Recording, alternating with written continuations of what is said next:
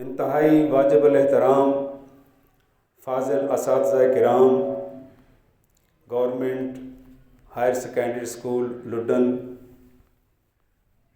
و دیگر اہل محبت، آپ تمام حضرات کو مبارکباد پیش کی جاتی ہے کہ پروردگار عالم نے آج ہم سب کو سکول حاضہ کی مسجد شریف کے جو اب جامع مسجد بننے والی ہے اس کی افتتاحی تقریب میں ہمیں حاضری کا موقع ملا ہے۔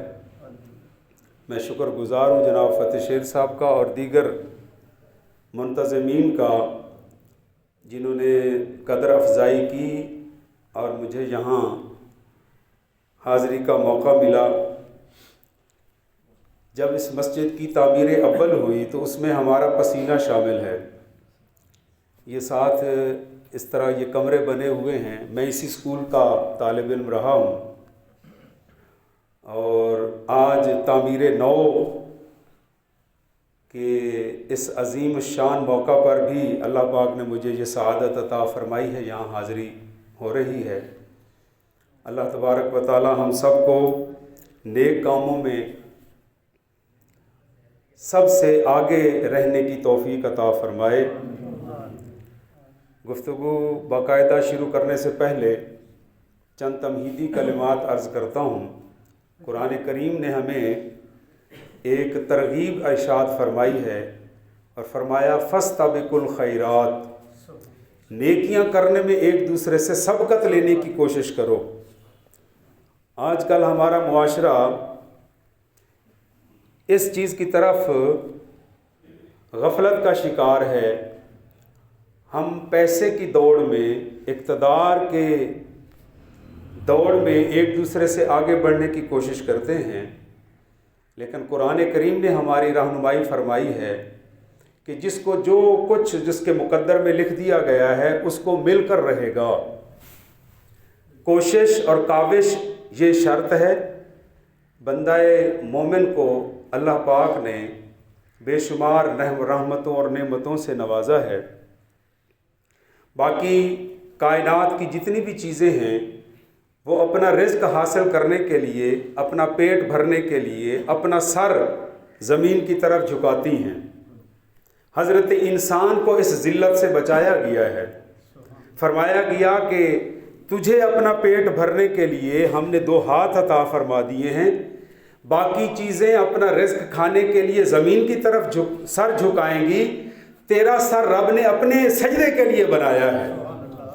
تیرا سر اگر جھکے تو اللہ کی بارگاہ میں سجدے میں جھکے، رہ گیا تیرے پیٹ کا معاملہ۔ اللہ پاک نے تجھے 2 ہاتھ عطا فرمائے ہیں، رزق خود بخود اٹھ کر تیرے منہ تک آ جائے گا۔ تو ہم اس طرف توجہ کریں، فاستبقوا الخیرات، نیکیوں میں ایک دوسرے سے آگے بڑھنے کی کوشش کریں۔ وہ وقت تھا جب اہل ایمان آپس میں گفتگو کرتے تھے تو ان کی گفتگو کا غرض و غایت یہ ہوتی تھی کہ آپ نے فرض نمازوں کے ساتھ ساتھ آج کتنے نوافل پڑھے ہیں، نبی پاک علیہ السلام کی ذات اقدس پر کتنی مرتبہ درود و سلام پڑھا ہے، کتنے مریضوں کی عیادت کی ہے، کتنے غریبوں کو کھانا کھلایا ہے، یہ گفتگو ہوتی تھی۔ لیکن آج کل ہمیں وہ الفاظ ہی بھول گئے ہیں۔ بہرحال جناب یہ جتنے بھی منتظمین ہیں جنہوں نے مسجد شریف کی تعمیر نو میں دامے درمے قدم سخن جس طرح کا بھی حصہ ملایا، پروردگار عالم خود قدردان ہے۔ جو جس نیت کے ساتھ اس کی دین کی ترویج و اشاعت کا کام کرتا ہے، ہم ایک دوسرے کو تو کچھ نہیں دے سکتے سوائے مبارکباد دینے کے، اچھے الفاظ سے ایک دوسرے کو یاد کرتے ہیں، حوصلہ افزائی کرتے ہیں، لیکن اصل جو انعام ہے وہ اللہ دینے والا ہے، اور جو اللہ کی طرف سے انعام ملتا ہے تو پھر کوئی دوسری دنیا کا انعام اس کا مقابلہ نہیں کر سکتا۔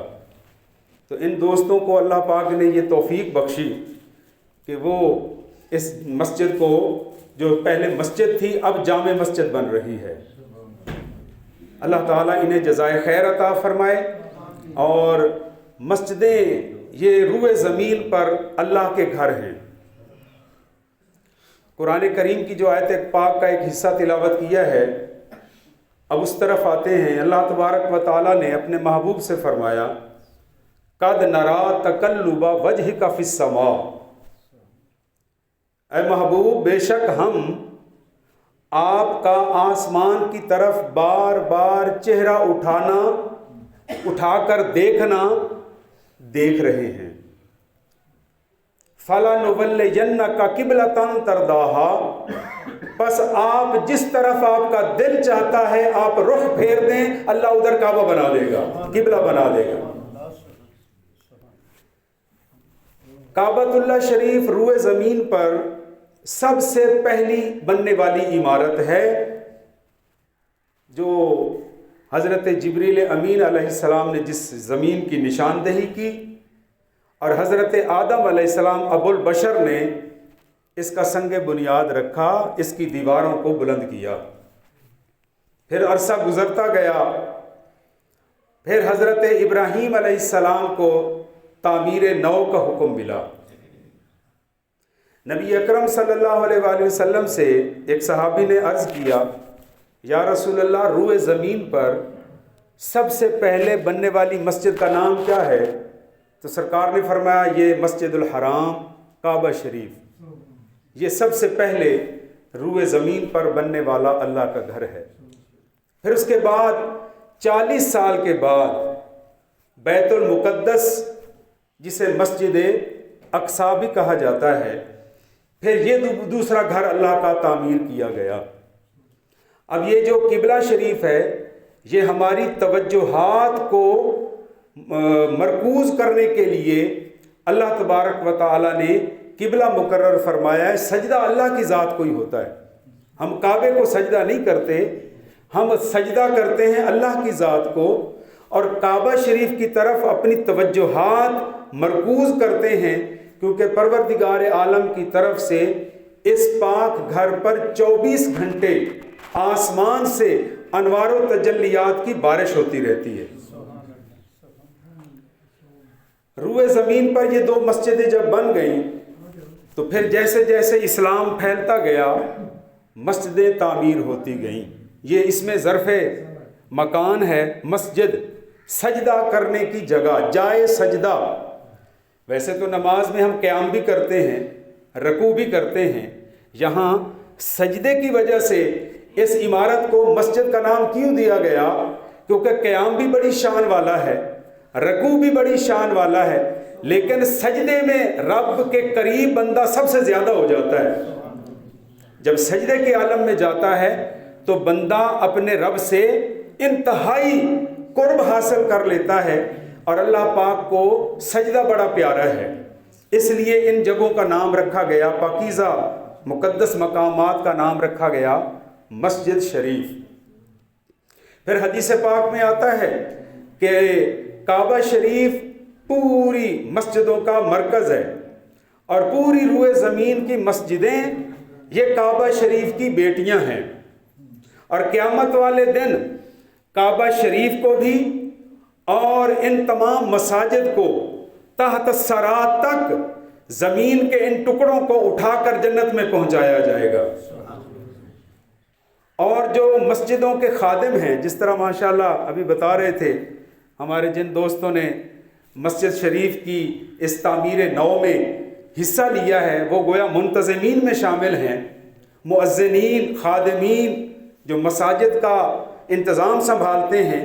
تو حدیث پاک کے یہ الفاظ ہیں کہ جس طرح ایک شتر بان اونٹ کا مالک اپنے اونٹ کی مہار کو پکڑ کر آگے آگے چلتا ہے، اونٹ اس کے پیچھے پیچھے چلتا ہے، کل قیامت والے دن منادی ندا دے گا، دنیا بھر میں اللہ کے گھر یعنی مسجدوں کی خدمت کرنے والوں آگے آ جاؤ، اور وہ کپڑے ڈال کر مسجدوں کو لے کر وہ آگے آگے چلیں گے، اور مسجدیں ان کے پیچھے پیچھے چلیں گی، اور ان کی منزل ہوگی جنت الفردوس۔ یہ مسجدیں اکیلی جنت میں نہیں جائیں گی، اپنے خادمین کو بھی جنت میں لے جائیں گی۔ تو اللہ تبارک و تعالیٰ نے ہمیں ان مساجد کے ادب اور احترام کا حکم ارشاد فرمایا ہے اور اس کی تزئین و آرائش کا حکم ہوا، اس میں صفائی کا اہتمام رکھنے کا حکم دیا گیا۔ اتنا اسلام اس چیز میں سینسٹیو ہے کہ ہمیں یہ فرمایا گیا کہ کچا پیاز یا لہسن کھا کر بھی کوئی مسجد میں نہ آئے، اس کے منہ کی بو سے دوسرے نمازیوں کو تکلیف نہ پہنچے۔ اس سے آپ اندازہ لگا سکتے ہیں کہ اسلام نے طہارت کا اور پاک صاف ہونے کا کتنا اہتمام فرمایا ہے۔ یہ کوئی زیادہ دور کی بات نہیں ہے، یہ 16ویں 15ویں صدی کی بات ہے۔ ہم یورپ کو جانتے ہیں، جو آج کل اپنے آپ کو پوری دنیا کا لیڈر سمجھتے ہیں، وہاں غلیظ رہنے والا زیادہ اللہ کا قریبی سمجھا جاتا تھا، حتیٰ کہ عیسائی مذہب کے پیروکار مہینہ مہینہ 2 مہینے نہاتے نہیں تھے۔ اگر نہاتے تھے، میل انہیں کاٹتی تھی تو وہ چھپ کر گرجا گھر سے پادری سے چھپ کر نہایا کرتے تھے کہ میل اتر جائے، اس میل کی سختی سے ہمیں نجات مل جائے۔ پھر بھی اگر اس بندے نہانے والے کے بارے میں پادری کو پتہ چل جاتا تو باقاعدہ اسے گرجا گھر میں بلا کر سزا دی جاتی تھی کہ تو اپنے آپ کو نے صاف ستھرا کیوں کیا ہے۔ یہ چند صدیوں پہلے کی بات ہے۔ اس وقت بھی اسلام نے ہمیں یہ درس دیا، ہمارے نبی پاک علیہ السلام نے یہ ارشاد فرمایا کہ مسلمان ظاہری طور پر بھی نفاست اور صفائی کا مرقع ہوتا ہے، اور باطنی طور پر بھی وہ صفائی کا اہتمام کرتا ہے۔ ظاہری طور پر صفائی اتنی ضروری ہے، ہم تو اس نبی کے ماننے والے ہیں، نبی پاک علیہ السلام کے جسم اقدس پر کبھی یہ مکھی آ کر نہیں بیٹھتی تھی۔ کیوں؟ کہ اللہ پاک نے اپنے محبوب کو سر سے پاؤں تک پاکیزہ بنایا ہے۔ اس لیے ہمیں بھی فرمایا، سرکار نے پھر ارشاد فرمایا الطہور شطر الایمان، طہارت پاکیزگی یہ ایمان، یہ اصل ایمان ہے، آدھا ایمان ہے۔ تو آج کل ہمارے ہاں بھی یہ چیز پھیلتی جا رہی ہے، جو بندہ زیادہ غلیظ ہوگا، اپنی صفائی کا خیال نہیں رکھے گا، ہمارے بادشاہ قسم کے ان پڑھ لوگ اسے کہتے ہیں یہ تو اللہ والا ہے۔ حالانکہ قرآن کریم نے ہمیں یہ درس دیا ہے، سورہ مدثر میں دیکھ لیں، سورہ مزمل میں دیکھ لیں، اللہ پاک نے اپنے نبی پاک کو صفائی کا اور طہارت کا اہتمام کا حکم ارشاد فرمایا ہے۔ اور اسلام دنیا کا وہ واحد مذہب ہے جو صرف مذہب نہیں ہے بلکہ دین ہے۔ مذہب نہیں ہے، صرف دین ہے، جس نے طہارت کا بھی ایک مکمل نظام عطا فرمایا ہے۔ بیت الخلاء میں جانے اور واپس آنے تک ایک جب بندہ ننگا ہو جاتا ہے، طہارت خانے میں وہ اپنی ضرورت کو، اپنی حاجت کو پورا کرتا ہے، کوئی اس کو دیکھنے والا نہیں ہوتا۔ اسلام نے اس وقت کی پرائیویسی میں بھی ہمیں ہدایات عطا فرمائی ہے کہ کس طرح تم نے استنجا کرنا ہے، کس طرح تم نے اپنے بدن کو پاک صاف کرنا ہے۔ یہ تو حضور کا صدقہ ہے، ورنہ پہلی امتوں کا اگر کپڑا پلید ہو جاتا، جسم ناپاک ہو جاتا، تو جسم کے اس ٹکڑے کو کاٹنے کا حکم ملتا تھا، پھر جا کے اس کو طہارت ملتی تھی۔ یہ تو نبی پاک علیہ السلام کی برکتوں سے اللہ پاک نے ہمیں پانی عطا فرمایا ہے، پانی سے ہم طہارت حاصل کرتے ہیں۔ اور پھر آگے عظیم کرم یہ ہو گیا، حضرت عائشہ صدیقہ رضی اللہ عنہا کی برکتوں سے، ان کی وجہ سے اللہ پاک نے یہ بھی انعام عطا فرما دیا کہ اگر پانی بھی میسر نہ ہو تو یہ زمین پاک ہے، اس سے بھی تم طہارت حاصل کر سکتے ہو۔ یہ حضور کی وجہ سے اللہ پاک نے ہمیں یہ بے شمار انعامات عطا فرمائے ہیں۔ اس لیے ہمیں اپنی طہارت کا، پاکیزگی کا خاص طور پر خیال رکھنا چاہیے۔ جب ظاہر صاف ہو جاتا ہے تو پھر باطن میں بھی اللہ تبارک و تعالیٰ کا نور جھلکنا شروع ہو جاتا ہے۔ عبادت کیا ہے؟ اپنے آپ کو پاک صاف ہو کر اپنے رب کی بارگاہ میں عبادت کا نام ہے، جھکنے کا نام ہے۔ اور جب بندہ اللہ کی بارگاہ میں سجدہ ریز ہو جاتا ہے تو اللہ تعالیٰ اس کو اپنا ایک بلند مقام عطا فرما دیتا ہے۔ حدیث پاک کے الفاظ ہیں کہ قیامت والے دن جنہوں نے زیادہ سجدے کیے ہوں گے انہیں زیادہ درجے ملتے جائیں گے۔ حضرت علی شیر خدا رضی اللہ عنہ فرماتے ہیں کہ جب بندہ ایک سجدہ کرتا ہے تو اللہ کے قریب اس کا ایک درجہ بڑھ جاتا ہے۔ یہی وجہ ہے کہ ہمارے جتنے بزرگان دین گزرے ہیں وہ رات کو تھوڑی دیر آرام کرتے تھے، باقی سارا وقت ان کا عبادت میں گزرتا تھا۔ حضرت امام اعظم امام ابو حنیفہ، جن کا اصل نام ہے نعمان بن ثابت، جن نے کئی صحابہ کرام کا دیدار کیا ہوا ہے، ان سے فیض حاصل کیا ہوا ہے، لیکن اپنی کنیت کے نام سے مشہور ہیں ابو حنیفہ۔ ان کی بیٹی کا نام ہے حنیفہ، اور وہ اتنی ذہین و فطین بچی تھی کہ وقت کا امام اپنے نام کی بجائے اپنی بیٹی کے نام سے مشہور ہے۔ اب بھی لوگ اگر اسلام سے کہتے ہیں کہ اسلام نے عورت کو حقوق نہیں دیے تو سن لیں، ہم صحاح ستہ کی 6 کتابوں میں سے آخری کتاب کا نام ہے ابن ماجہ شریف۔ جس محدث نے یہ کتاب لکھی، ماجہ ان کی والدہ کا نام ہے، ابن ماجہ۔ اسی طرح امام ابو حنیفہ کو دیکھ لیں، اپنی بیٹی کے نام سے مشہور ہیں، ابو حنیفہ، حنیفہ کے باپ۔ ان کی عبادت کا یہ عالم۔ آپ ایک دفعہ کعبہ شریف میں گئے اور کنجی بردار سے کہا اگر آپ مہربانی کریں تو باب کعبہ کھول دیں، میں اندر جا کے نوافل پڑھنا چاہتا ہوں۔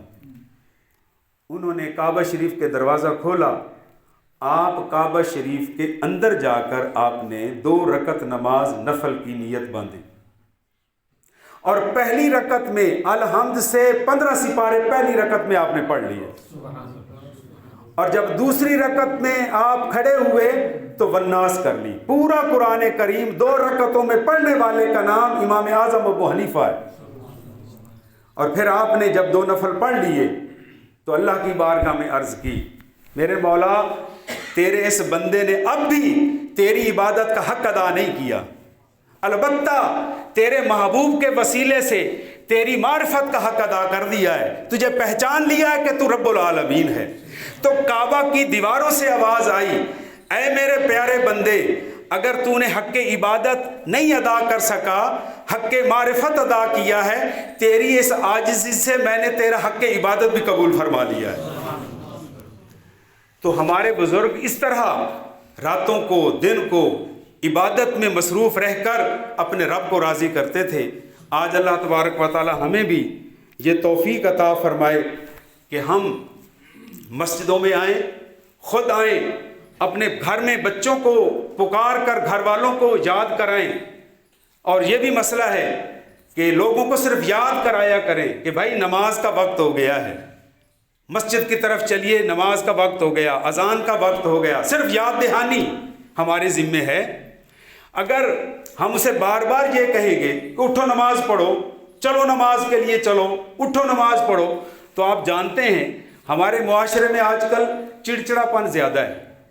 کچھ لوگ دوسرے کی بات کو برداشت نہیں کرتے، اور نہ کہنے والے کا انداز ہر ایک کا ایک جیسا ہوتا ہے۔ اب ہر بندہ تو دوسرے کو دعوت دینے کے لیے ایک خاص تربیت کی ضرورت ہے۔ اس انداز سے کہا جائے کہ اگلے کا دل خود بخود عبادت کی طرف آ جائے، اس کو گرا نہ گزرے، ایسے پیارے الفاظ بیان کیے جائیں کہ اس کا دل عبادت کی طرف خود بخود آ جائے۔ میں چھوٹی سی ایک مثال پیش کرتا ہوں، چونکہ میں بھی پیشے کے اس حساب سے آپ حضرات کی طرح ایک استاد ہوں۔ ایک بچے دونوں کے درمیان تکرار ہو گئی، ایک پڑھ نہیں رہا تھا، دوسرا اسے کہہ رہا تھا بھی پڑھنا شروع کرو، تو اس نے پہلے نے کہا کہ تجھے کیا، میں پڑھوں یا نہ پڑھوں تجھے کیا۔ اس دوسرے نے مجھے شکایت کی، سر یہ میں اس کو پڑھنے کے لیے دعوت دے رہا ہوں کہ یہ وقت ضائع نہ کرے، اور یہ الٹا مجھے کہہ رہا ہے کہ تمہیں کیا ہے۔ تو میں نے اس بچے سے پوچھا بھی آپ نے یہ کہا ہے؟ انہوں نے کہا سر میں نے یہ کہا تو ہے، لیکن میں پڑھوں یا نہ پڑھوں اسے کیا۔ میں نے کہا بیٹا یہ اس لیے کہہ رہا ہے کہ یہ تیرا مسلمان بھائی ہے، جب بھائی کا لفظ آیا نا وہ شرمندہ ہو گیا، اس نے کہا جی میں پڑھتا بھی ہوں، اس سے سوری بھی کرتا ہوں۔ تو بعض اوقات کہنے کے الفاظ ایسے ہوتے ہیں کہ بندہ خود بخود آ جاتا ہے اسلام کی طرف، عبادت کی طرف آ جاتا ہے۔ تو یوں نہ کہا کرے، ہو سکتا ہے اگلے کے منہ سے یہ نکل جائے کہ میں نماز نہیں پڑھتا معاذ اللہ، تو وہ تو بہت بڑا، وہ تو شاید دائرہ اسلام سے ہی نکل جائے گا۔ تو آپ اسے صرف دعوت دیں، گھر میں بھی یہی کہیں کہ بھائی نماز کا وقت ہو گیا ہے، اٹھیے نماز کا وقت ہو گیا ہے، نماز کی تیاری کیجئے، نماز کی تیاری کیجئے، نماز کا وقت ہو گیا ہے۔ جب اس طرح آپ دوستوں کو، گھر والوں کو دعوت دیں گے، بچوں کو دعوت دیں گے، گلی میں چلتے ہوئے آ رہے ہیں، جو بھی راستے میں ملتا ہے آپ اسے یہی کہیں کہ جناب جماعت میں 2 منٹ رہ گئے، 4 منٹ رہ گئے، نماز کا وقت ہونے والا ہے، اللہ تبارک و تعالیٰ کرم فرمائے گا، ہو سکتا ہے اس کے قدم بھی مسجد کی طرف اٹھ جائیں۔ تو آپ کو جتنا آپ کو ثواب ملے گا، اس کو ترغیب دینے پہ بھی آپ کو اتنا ہی ثواب ملے گا۔ اور آج کل سردیوں کا موسم آ رہا ہے، اب عاشقوں کا اور مومنوں کا پتہ لگنے والا ہے۔ جب پانی، بجلی نہیں ہے، تازہ پانی موٹر نہیں دے رہی، ٹھنڈا پانی ہے، نماز کا وقت ہو رہا ہے، تو ہم لنگر کھانے کے لیے تو دوڑ دوڑ کر آتے ہیں کہ جناب تبرک لینا ہے، 1 پلیٹ 2 پلیٹیں، جب پیٹ ہی نہیں بھر رہا تبرک ہو رہا ہے جی۔ اور بھائی 10 پلیٹوں سے تبرک تو نہیں ہوتا، آپ دوسرے کے لیے بھی حق رکھیں، اس کو بھی شامل کریں۔ اگر ثواب ہی لینا تو پتہ تو اب لگے گا نا، جب سردیوں کی لمبی راتوں میں پچھلی رات کا وقت ہوگا، جس کے بارے میں عارف کھڑی شریف نے فرمایا، پچھلی راتیں رحمت رب دی کرے بلند آوازہ، بخشش منگن والے تھائیں کھلا ہے دروازہ۔ تو جن کو اللہ سے لو لگی ہوئی ہوتی ہے وہ پانی سے وضو کرتے ہیں، چاہے ٹھنڈا ملے یا گرم ملے یا تازہ ملے، وہ حاضری دیتے ہیں۔ جس طرح غوث پاک نے دریائے دجلہ کے کنارے پر آپ کئی راتیں عبادت کیا کرتے تھے، اور دریائے دجلہ کے ٹھنڈے پانی سے وضو کر کے نماز پڑھا کرتے تھے۔ ایک دفعہ آپ اس کھنڈر میں محو عبادت ہیں، ایسے بیٹھے بیٹھے نیند آ گئی، آپ پر غسل فرض ہو گیا، آپ اٹھے، آپ نے جا کر کپڑا بھی دھویا اور دریائے دجلہ کے پانی سے وضو بھی کیا، غسل بھی کیا، اور 3 مرتبہ ایسا ہوا۔ تینوں مرتبہ آپ نے اپنے کپڑے کو بھی اس خاص جگہ سے دھویا اور ٹھنڈے پانی سے غسل بھی کیا۔ جب چوتھی مرتبہ آپ آ کے نوافل میں مصروف ہوئے تو غیب سے آواز آئی، اے عبد القادر، تو نے اپنے نانا جان کی شریعت کا احترام کا حق ادا کر دیا، تیرا رب تجھ پر راضی ہو گیا ہے۔ تو وہ ٹھنڈے دن آنے والی راتیں ہیں۔ اللہ تبارک و تعالی ہم سب کو نیک کاموں کی عبادت کی توفیق عطا فرمائے، اور خاص طور پر جو نماز پنجگانہ ہے اس کی پابندی اور تہجد کی نماز، اللہ پاک اس کی بھی ہمیں سعادت عطا فرمائے۔ ٹائم نہیں ہے، میں انشاءاللہ پھر کسی موقع پر نماز تہجد کے فضائل انشاءاللہ بیان کریں گے۔ میں نے ابھی جا کر وہاں جامع مسجد معینیہ میں بھی جمعہ پڑھانا ہے۔ میں ایک دفعہ پھر آپ تمام حضرات کو، منتظمین کو اور تمام شرکاء کو مبارکباد پیش کرتا ہوں۔ یہ مسجد آباد رہے گی، آپ کا دل آباد رہے گا۔ وما علینا الا